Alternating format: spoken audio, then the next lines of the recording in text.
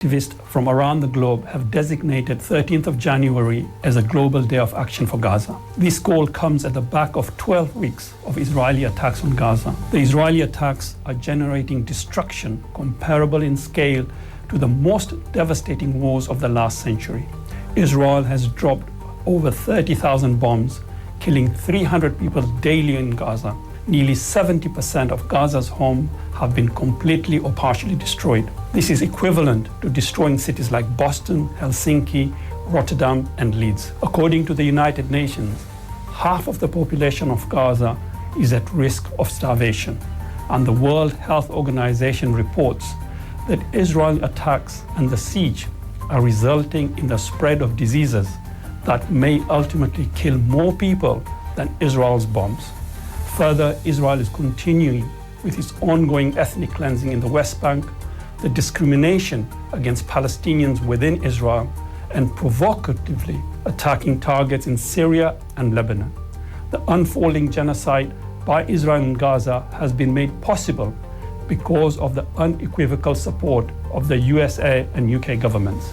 The US and UK governments have even blocked a UN Security Council resolution calling for a ceasefire. The last 3 months have shown the Nakba, the catastrophe, has never been over, and it is in its most acute manifestation of 1948 is returning much more aggressively. This is despite the slogans of never again, the Universal Declaration of Human Rights, international law, Geneva Convention, and UN resolution. A global day of protest on 13th of January is necessary because the governments of the world and international institutes have failed to stop Israel. People's power has in the past helped stop the US war in Vietnam. People's power has helped end apartheid in South Africa, despite being supported by the US and UK. The 13th of January global protest for Gaza, as such, is the realization that people power is needed today more than ever to end the genocide in Gaza. It is about ordinary people demanding that governments and institutes shift away from war and usher in a humane global order of equity and justice. For these reasons and more, we are already witnessing groups from Asia, Africa, Australia, across the Americas and Europe starting to mobilize for the 13th of January. I hope wherever you are in the world, you will also make efforts and join this global day of action for Gaza on 13th of January, calling for an immediate ceasefire and help stop the genocide in Gaza.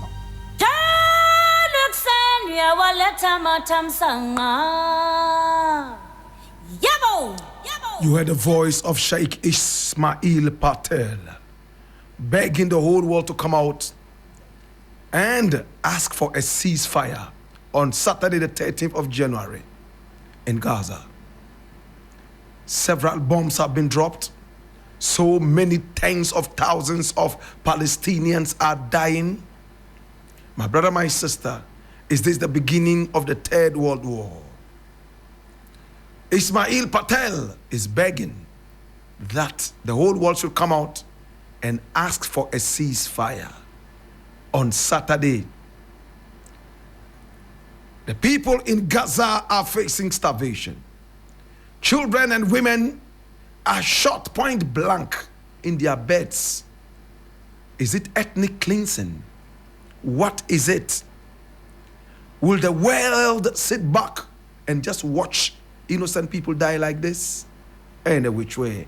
This is the African history class. No two ways about them, think them and me.